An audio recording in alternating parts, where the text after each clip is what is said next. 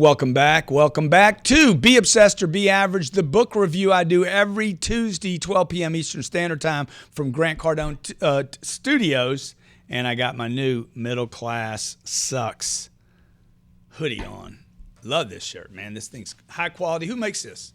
American Apparel. Yeah, it's great. It's a great product. So look, we're on chapter 11 of Be Obsessed or Be Average.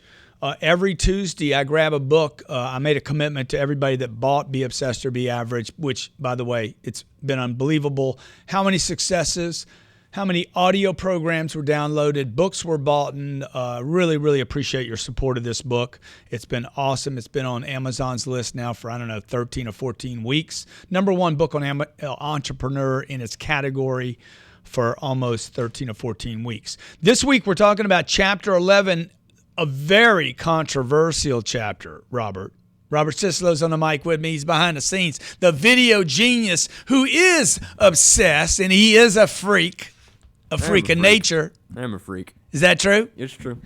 And this chapter's Be a Control Freak. We got two issues here. Number one is control. Number two is freak. I remember I told a chick once, I said, "You are a freak," and she started crying. I'm like, no. It was a compliment. It was a compliment, man. There's very few real freaks in the world. I'm not talking about the aberrated freak. I'm not talking about the dysfunctional freak. I'm talking about the person that decides to be outside of the circle of comfort, okay? The not so obvious, that doesn't fit in, and is willing to stand outside of that circle, that box, whatever you call it, so that they can be themselves. I was just on the phone when I walked in on a guy named Mike Bertolino. He works for a company named Ernst Young, huge accounting firm, international accounting firm. He's in London right now, and I'm trying to get him to our 10X Growth Con. I said, "Dude, you got to come in and speak." And Jerry was like, I never heard of the guy. I said, "That's all right, bro. You hadn't heard of him because he works for a big company, 140,000 employees." He's like, "Well, what's so special about him?" He is a freak. He is outside the box. He works in a company that is so conservative, so public, okay? An accounting firm. Imagine working for an accounting firm known all over the world, 140,000 employees, and you figured out how to be yourself. Mike Bertolino is a partner at Ernst Young. He is one of the most unusual, most unique characters I have ever met. He is a perfect example of the freak portion of this. I don't know if he's an example of the control freak, but just an unusual, unique individual. If you've ever met one of those people, like they can walk in a room, there could be a broom there or there could be a piano, and they're going to figure out how to turn magic into the broom or the piano, and that's what Mike Bertolino does. Chapter 11, Be a Control Freak. I was once asked in an interview, hey, by the way, we're on page 185 of the book. I gave you time to grab it. Now I'm going to read it to you. I was recently asked in an interview, do you consider yourself a control freak? Because on the break, we had been talking about control during this interview. And I was like, dude, I love control. I have to have control. I demand control. I want control in my car, on the plane, in business, in a deal. I want control, okay? And the guy's like, do you consider yourself a control freak? And I said, without a doubt. Without a doubt, I love control, demand control. I lust for control. I make sure I have control. Why? Because I know that without control, I'm in danger. That's why, like the middle class. See, the middle class is not actually in control. The middle class does what they're told to do. They go to colleges they can't afford. They buy homes and sign mortgages that they shouldn't. They end up in jobs they don't want. They buy things they can't afford. They go on vacations that they borrow money to have. They're completely out of control. They do what other people tell them to do. They vote the way other people tell them to vote without looking. Oh, I'm a Democrat or I'm a Republican, so I got to vote that way. The middle class sucks because it has lost control. It has traded control for faith. I believe. See, I don't want to believe. I want to trust something because I know for sure this will work. Last week, I was on the biggest deal of my life I was on last week is over $2 billion involved. Imagine a $2 billion transaction. Imagine the people involved with a $2.5 billion transaction. Imagine the kind of people that be involved in this kind of transaction. You think they're strong or weak? Very strong, okay? So you're either going to play in that game, okay, and just like let everything happen to you, or you're going to say, I got to get control of this cycle, these people, this situation of time. I have to be in control in order to ensure, one, my safety, two, my security, and three, my success. Safety, security, success is about control. I'm driving a car. I want control. I'm driving a plane. I want control. I want to know when I'm going to land, how we're going to land, who I'm going to see, what my calendar looks like. It's about control, folks. Control is not a bad thing, contrary to the people that have tried to tell you not to have control. You a control freak? Why you got to have control of everything? You micromanage? Yes, I want control. Okay? Control does not mean I have to manage every little thing, but the big stuff I want to control. When the guy signs the document, okay, I'm negotiating this deal. This one person in the negotiation says they'll do that. I said, great, you'll do that? Sign right there. Boom. Oh, you want to do this or not do this? Do you really want to make this happen or not? See, in a sales transaction, in a negotiations, when you're making a deal, you better have control. Be a control freak. When you ask a question, make sure you get an answer. Make sure you're not just asking questions. See, the person that's in control will ensure that they get something actually accomplished, not just do work.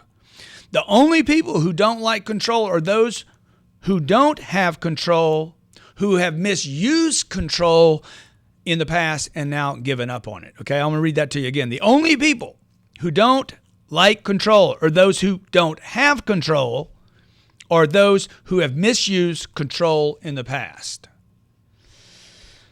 All the role models that I have used in my life to help me fuel success, direct me in my success, all the role models growing up in my life when I was a kid, all the way as an adult, even today, they were outgoing, they were aggressive, they were charismatic, and they were willing to exert control. Even those people that were introverted. I've known introverts that had a tremendous ability to use control, to use their introversion in a way to control things, okay? Knowingly, not under the radar kind of control. I'm talking about aggressively out there, not aggressively so much, but assertively controlling a situation. If I can grab somebody and bring them from here to here in a store, if a clerk or a waiter or a waitress could actually control the consumer will have a better experience. That's why the Macy's and the Bloomingdale's and so many restaurants are so disappointing, because so many people there are just serving without the ability to control the experience that the customer wants to have. Who doesn't love and admire the person that's in control? We go to movies to watch these people. The superhero who puts himself at risk in order to solve problems, to protect people, to save the world, okay? The military that exerts themselves or inserts themselves into situations around the world to try to control a situation. Look, I couldn't wait as a kid. At 8, 9 years old, I'm watching everybody that had control, okay? Not the money. It was the money. My dad had the money, but he also had the control. I couldn't wait to grow up and be in charge. I thought it was the money I wanted. It wasn't. It was the control I wanted. I wanted to be in control of the outcome. That's why so many people want to be the boss and then fail to be the boss once they are the boss because they don't want to exert control. My dad was a control artist, okay? He knew how to control his environment without actually doing anything. He wielded his control like a hammer. He didn't put up with any nonsense from anyone. You know, I was telling somebody today, don't jack with my money. Don't waste my time. Don't damage my reputation, and never be a threat to my family. Wow, I want to control those things. Those things that are important to me, I must protect. Control versus leadership on page 186. I'm constantly asked about my leadership style. I don't really think about leadership. I think about control. I'm going to tell you, I don't walk around saying, I'm the leader here. No, I think I'm in control here. I want control of the environment, which partly means not just wielding control, but it also means I keep out the negative influences in the environment. I know leaders sound more inspiring, and the business world loves to talk about leadership. Articles written on leadership. There's thousands of articles written on leadership, very few written on control. But I don't care about leadership. I want control. Or at least I want to know that someone is in control in the environment when I'm not there. Am I a leader in my organization, with my finances, with my family, the church, with my community? Yes, absolutely, I'm considered a leader. People will say, yeah, he's the leader here. Okay? If the place starts burning down, people will look to me and say, oh, let's follow Grant out. He's the leader. But the truth is, it's just because I'm in control. It's just because I am willing to be in control and all that comes with that. I don't care about the title, leader. I just care about whether I have the power to determine, predict, and influence an outcome. If you don't like the word control, consider this. Do you like the idea that you have the power to predict, the power to determine, the power to influence, the power to know what the outcome's going to be? Because that is control. I played baseball when I was young. I was the catcher. I wasn't the greatest athlete. I was small. I wasn't as strong as everybody else. I wasn't as fast as everybody else, but I could exert control on the other 8 players, probably the other 9 players on the other side too. I tried to control everything, the umpire, the batter, the pitcher, everything, right? Because that didn't limit me to my size or my speed or my muscle, okay? Anybody can be in control. But you got to be willing to handle all that is attributed with control. Because the moment you start taking control, people are going to be like, who do you think you are, little man? Little man with a cocky walk. Those who don't like control are the ones with the problem. Okay, don't give up on it. Only average people refuse to assume control. Only victims refuse to assume control. See, the victim, the very interesting thing about a victim, if you ask them about all the time they've been victimized, you will notice that they've been involved in every one of these events. It's an interesting thing. If you've ever met or known someone that was like constantly bad things happen to them, constantly, over and over. Hey, man, have you ever been victimized? Oh, yes. And they can't wait to tell you, oh, yeah, man, happened to me. Have you ever had bad things happen to you? Oh, yes. Tell me about it. You know, and they'll tell you, how many can you tell me? Just tell me another one. Tell me another one. Tell me another one. What is the common ingredient with these people? You know, the common ingredient is they were involved in all of them. Ask the winner. Ask the guy that constantly, or the gal that constantly wins. Tell me about a win. Tell me about another win. Tell me about another one. Tell me about another success in your life. And you know what they'll realize? Hey, what's the common ingredient here? What is it? Okay? You were involved. Okay? Now, if you ask the hero why he did so well, he will humbly say, well, it was my duty. It was my responsibility. I had to do it. He had to do what? He had to take control of the situation. If you ask the victim, okay, why did that happen to you? They will never say, it happened to me because of me. They'll say, it happened to me because of someone else. And they gave up control. Only average people. By the way, the name of the book is Be Obsessed or Be Average. If you've read the book, you might want to take another gander at it. Gander's not very much of a control word.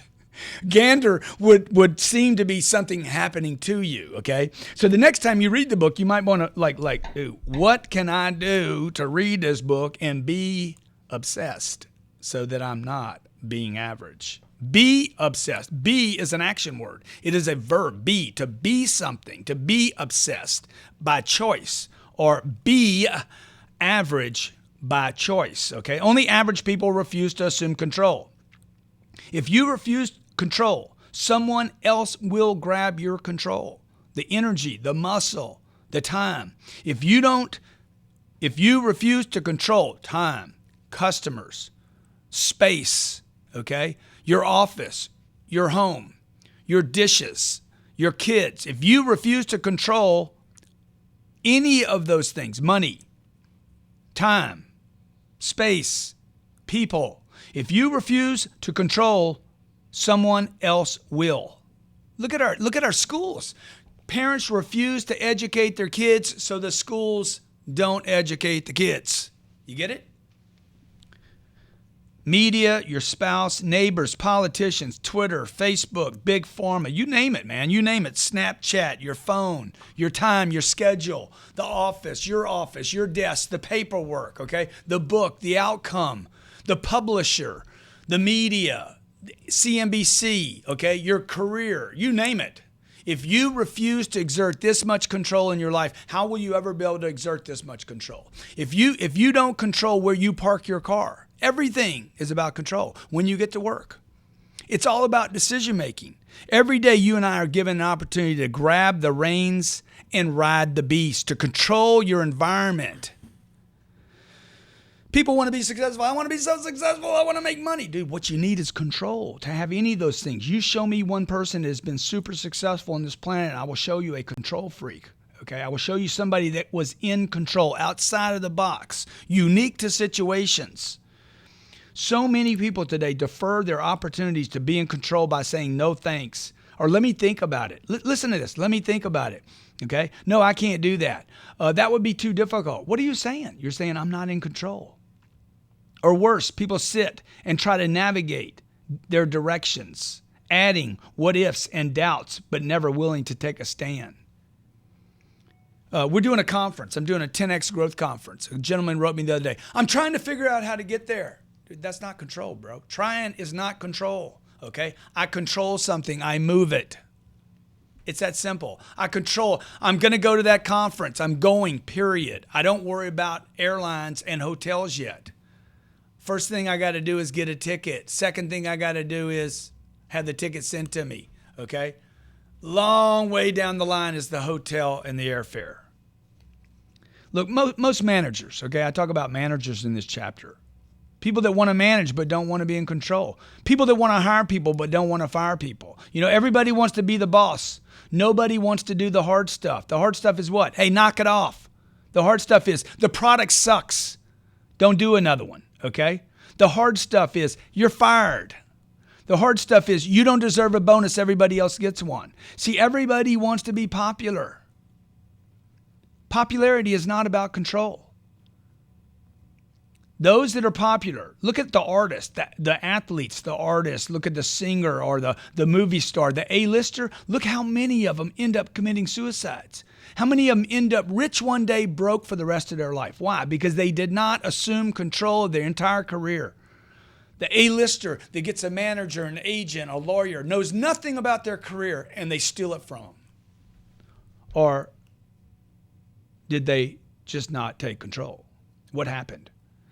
The norm is that people are satisfied with having vice president put on their card. Look at the banks. How many vice presidents can you have in one company? Okay.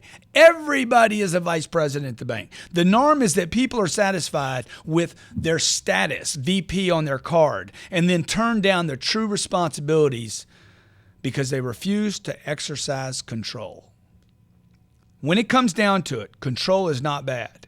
Being out of control, having no control, now that is worse than bad. Society complains about the control freak when the problem is not the control freak, but the millions, hundreds of millions of managers, executives, business owners, politicians, and parents who refuse to be in control.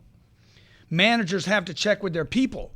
I got to go check with the people that we hired to determine whether or not they'll do this because they're not in control. You don't have to be given responsibility. You do not have to be promoted to be in leadership.